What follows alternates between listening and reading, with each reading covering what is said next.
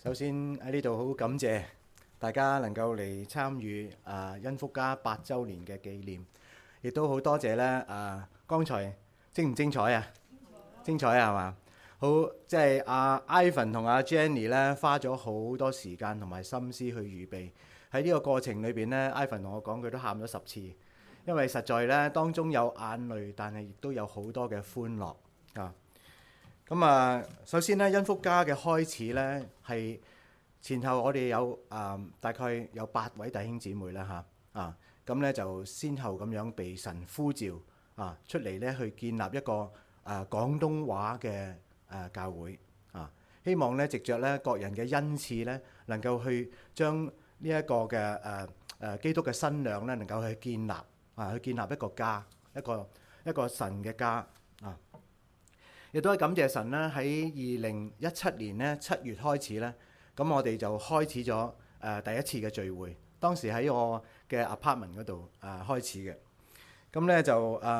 後期我哋一路咧都喺度去尋覓緊喺邊一個地方能夠揾到地方可以聚會咧咁樣。咁咧就其實我同牧師咧張牧師咧就走遍咗 Miami 同埋 Weston 好多地方，其實咧都揾唔到一啲嘅地方係容許教會嘅聚會嘅但係好感恩呢，就俾我哋喺17年呢能夠揾到呢一個嘅地方。呢個地方當時呢，其實係已經係50幾年嘅教會，係已經係差唔多荒廢咗㗎啦咁好奇妙啦咁呢就即係有啲教會其實呢揾咗10幾年都揾唔到之前我亦都認識一間教會嘅負責人呢。佢哋喺 Weston 嗰度租嘅地方咧，可能仲細過你呢度。佢哋當時嚟講都要俾差唔多2萬幾蚊嘅租金，所以如果完全係交租嘅話咧，我諗我哋負擔唔起嘅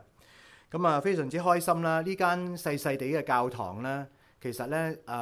當時其實係冇咁大嘅。呢度兩邊咧係有個房係俾人哋我哋祈禱。咁當時佢係擠咗雜物嘅啫。咁剩低個台嘅位置咧，可能係由電視機呢度至到呢度咁上下咁細而個樓底係好矮嘅，所以你所睇到嘅咧係同以前咧係完全唔同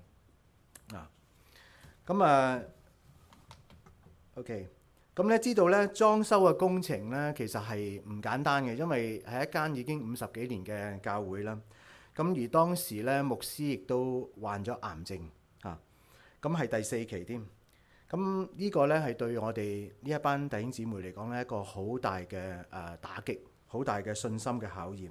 咁要學習呢一個忍耐嘅功課啦。咁喺我個人嚟講咧，我係失敗咗嘅但係神冇因為咁樣而放棄咗我哋明白到神咧係用呢啲嘅困難咧唔係為咗去阻擋我哋，而係咧令到我哋咧有時間去裝備自己藉着呢2年幾嘅時間咧，我哋嘅弟兄姊妹都不斷有成長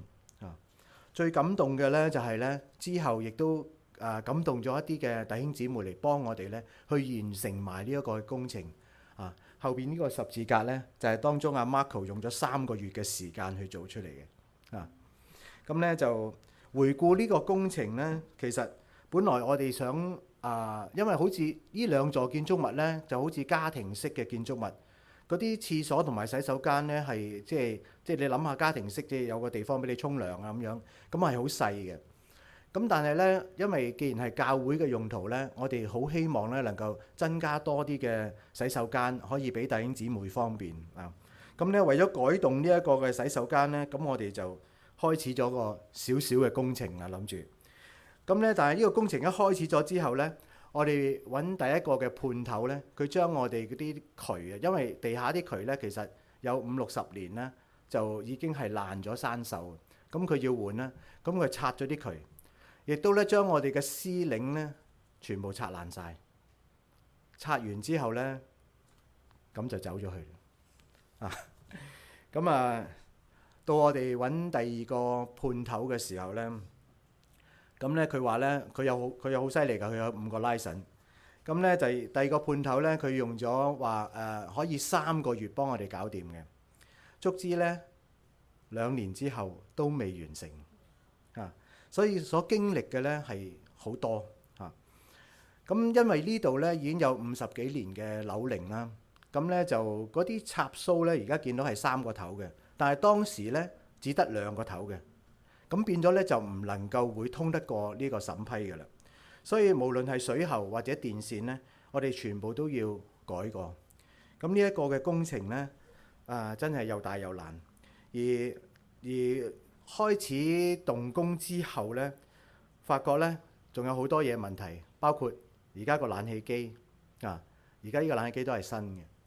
咁好多問題，我哋一路改，最嬲尾咧80% 嘅嘢都改晒係新嘅。咁呢個係神嘅計劃。佢因為咧呢一個嘅過程裏邊咧，其實最終嘅目的，神係要全新嘅去榮耀佢。好，喺當中裏邊咧，我想同大家分享有3件事咧，係睇到其實唔止3件嘅，我只係攞3件事出嚟咧，去睇到神嘅手去帶領住我哋。第一件事咧就係咧，當我哋買落嚟呢一個嘅建築物嘅時候咧，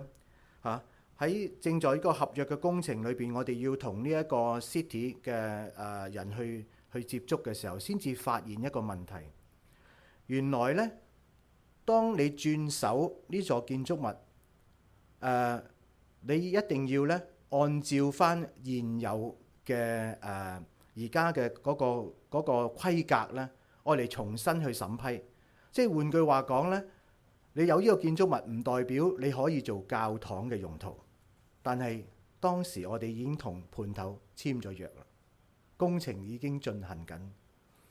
咁我哋擺喺禱告裏邊，亦都透過呢件事呢，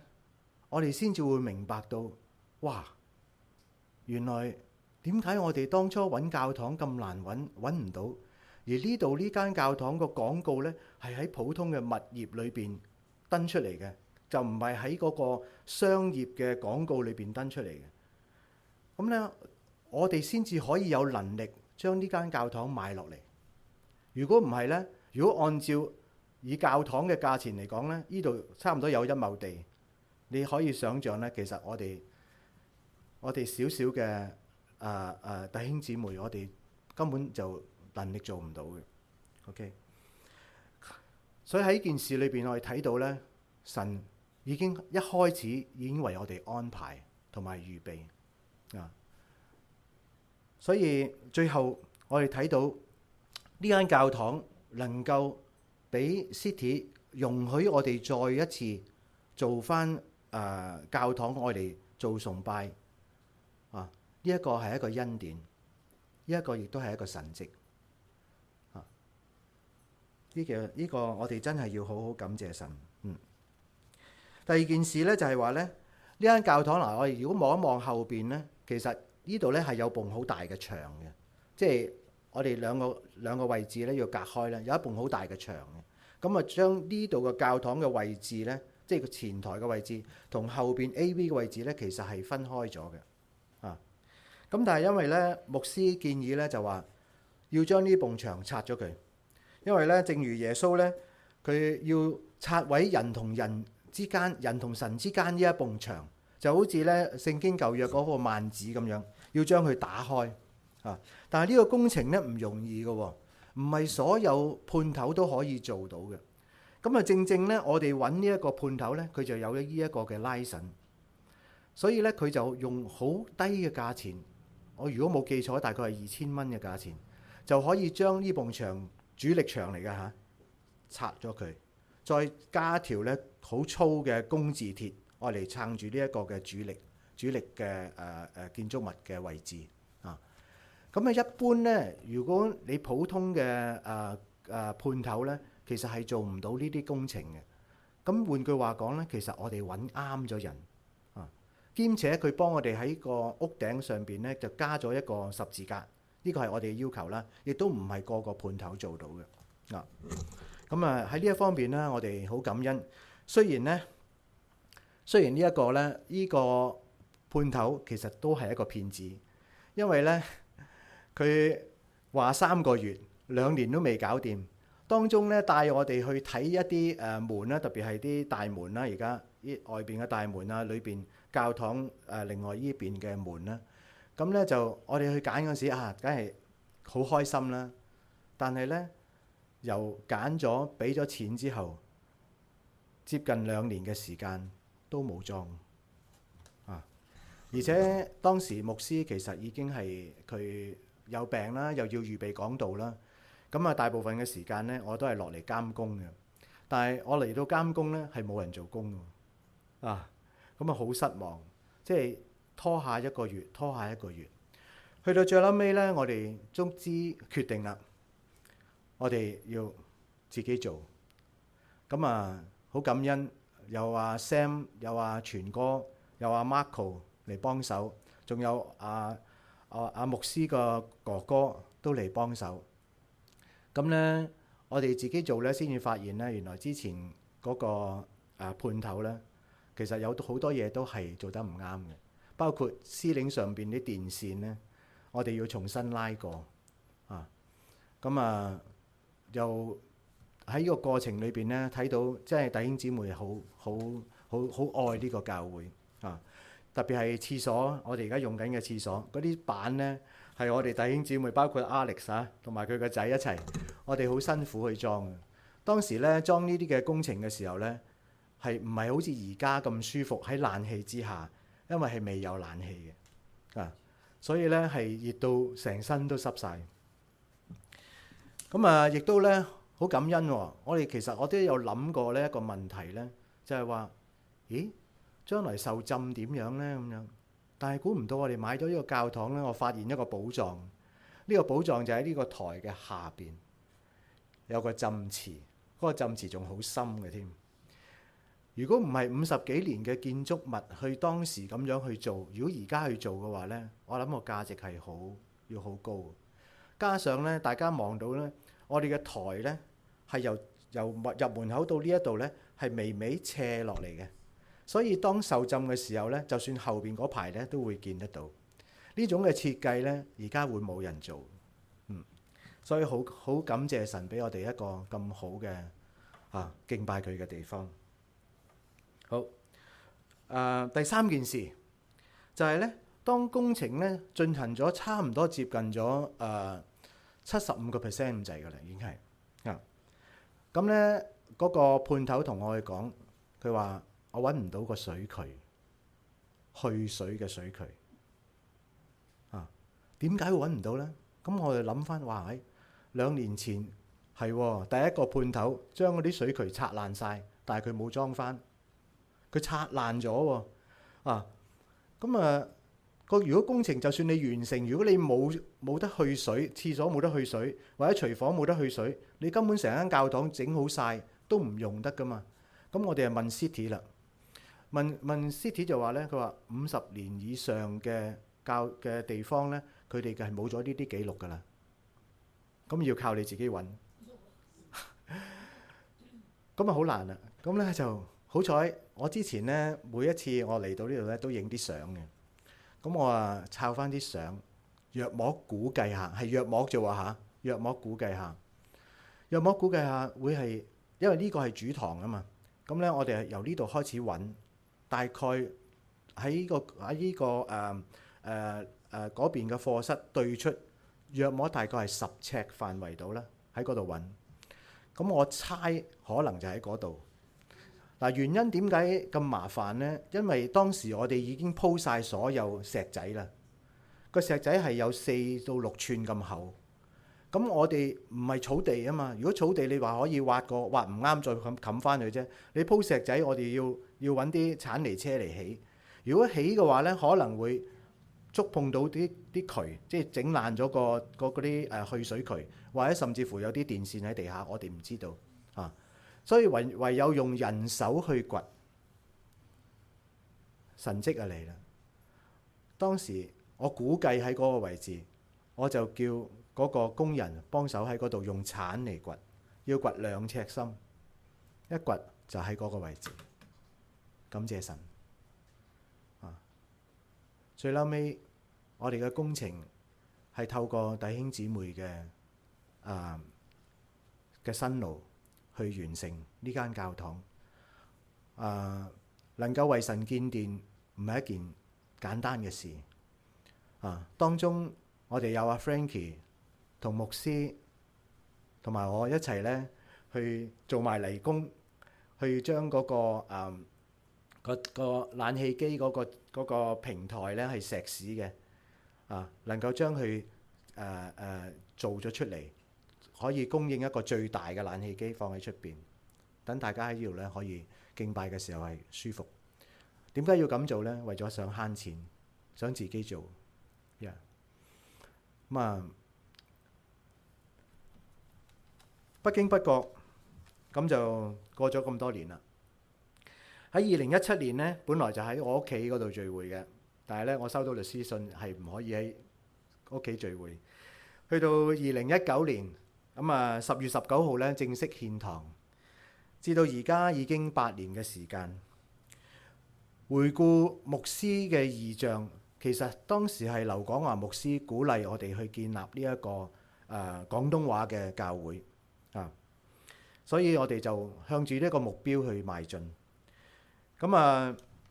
而牧師喺呢一個嘅異象裏邊咧，係希望呢一個廣東話嘅教會能夠喺呢個地方